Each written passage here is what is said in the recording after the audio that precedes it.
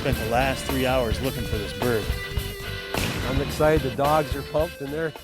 There have been quite a few good Michigan-based TV shows over the years, and recently we said goodbye to one of them. Mike Avery and his show Outdoor Magazine is hanging it up. Well, at least on the TV side.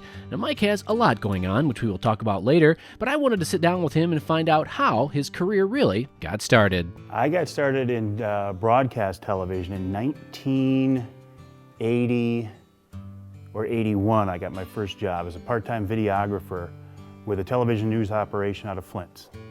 Did that for about 2.5 years, worked my way into reporting, then got hired by another station in Saginaw, TV5, and went in there as a reporter. But I always, since I knew how to shoot my own video, I used to do a lot of that. And from there it just kind of took off. I started as a regular news reporter and realized I didn't want to cover city council meetings all my life, so I worked in my passion for the outdoors after a few years. This, just swoop it on through the water. When the fish are running, it doesn't take long to catch a bunch of them. I was always pushing to do outdoor-related stories, and the powers that be at the station were not outdoor people, and they didn't see the value in it right away. So at first I had to find some kind of a news angle or an economic spin, for example, why the walleye fishery would be good for the area. Then I could do a story on walleye. But the response from viewers was very strong, and it didn't take too long, and we started a franchise called News 5 Outdoors. And that was my first official foray into the world of outdoor television, News 5 Outdoors. That was quite popular. Eventually I worked it into my first half-hour special, News 5 Outdoors Special. What an original title. People love that, as you well know. I mean, there's such a market, a need for outdoor programming here in Michigan. I love to listen to hunters who have been at it much longer than I. You can really learn a lot if you just close your mouth and listen. It was much the same sitting down with Mike. I was really interested to hear some of the highlights in over 25 years of outdoor TV. Well, I learned early on that a video camera and having a television show opened a lot of doors. It wasn't me, Mike Avery, they cared about, but it was the fact that Mike Avery and his video camera could provide them the exposure, and it let me go a lot of places. I mean, I was able to go to Africa on a couple of bow hunts. I went to Alaska, marlin fishing off Cabo San Lucas. I mean, hunting across Ontario, and of course back here in Michigan. So I had a lot of wonderful opportunities. I think the things that really stuck out were mostly the people that I had a chance to meet. I mean, I got to meet Fred Bear. I got to interview Fred Bear at Grouse Haven back in 1986, a few years before he died. I got goosebumps right now to sit down and talk to Fred Bear, and I was just a young, skinny, naive kid, to sit there at a picnic table in the presence of such greatness. And he was so kind and he was so nice. I don't think I can ever top that experience. That was just, and Morton F. I got to meet and spend some time with Morton F. On the snow train up in Canada. I went walleye fishing with him on Lake Erie. Had the chance to sit down with him as a young guy trying to break into the business. I said, look, will you help me out? Can you help me out? Can you give me some advice, some tips? He said, absolutely. So I got advice from Morton F. How cool is that?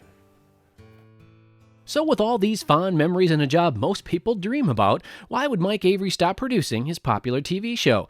Why walk away from that to focus primarily on the radio program? When I first started in outdoor television, there weren't many people doing it. I mean, I was one of the first shows on the Outdoor Channel. And what people don't realize is it's a very expensive business. I mean, early on when I started on the Outdoor Channel, it was free. They were looking for shows to be on there. You didn't have to pay for airtime. The business end of outdoor television has changed tremendously. There are more outlets, there are more venues, there are more stations, there are more channels. There are more people producing outdoor television these days. The equipment has gotten very inexpensive. The technology has improved to where anybody can afford to do it who has an interest. And it diluted the advertising dollars. I'm not telling you anything, am I? And it got to the point where the business end of outdoor television just didn't make sense for me anymore. I had some good, solid partners who I'd been with for many years, and they stayed with me, but it just got to a point where the hours involved didn't show the return. And I got looking at this little radio show that I'd been doing for almost since the beginning. You know, it was kind of a companion to the Outdoor Magazine television show, but it was growing steadily as well. And, you know, it became statewide and the podcast was national, and I thought, that looks like that might be a pretty good deal. And the more I looked at it, the closer I looked at it. And to be honest with you, I don't know if you want to use this or not, but I know your background. To be honest with you, God put me in that position. It was something that He said, it's time for you to make a move. And I fought it at first. I said, this is who I am. I'm the TV guy. And I fought it and didn't want to do it. But finally, it just became very clear to me that radio was the way to go. And turned out it's the best move I've ever made, professionally. So, radio it is. Feeling this is the path that he is supposed to take, Mike is focusing his efforts on telling the story of the outdoor lifestyle on the radio instead of on television. The Outdoor Magazine radio show is a 3-hour weekly show broadcast on AM and FM stations across Michigan. The format is primarily Michigan-based. Now, occasionally I do talk about things outside of the state, but it's a Michigan-based outdoor show. And to my mind, what it is my goal these days is to promote the history and tradition of the outdoor lifestyle here in Michigan, to encourage people to get involved in hunting and fishing, to promote hunting and fishing, try to protect our lifestyle from all the different forces that are out there these days, trying to take it away from us.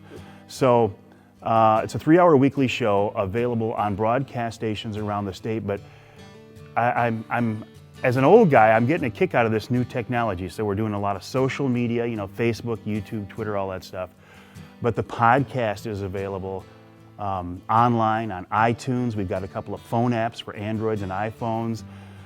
So if you can't hear it on your local broadcast station, you can hear it online. If nothing else, go to the Outdoor Magazine website and you can hear it there anytime. So we want as many people as possible to be able to tune in to this outdoor lifestyle here. Oh my goodness. Now, Mike won't leave the camera too far away. We hope to see him on a few different shows from time to time, and maybe even this show. One thing that I've learned is once that TV bug bites, well, it needs a scratch now and then, and we would love to see this Michigan man whenever we can. But I always come back to Michigan. I mean, I'm a Michigan guy. I grew up in Michigan. This is my home. We may not have everything that the rest of the world does, but we got enough to keep me happy, that's for sure.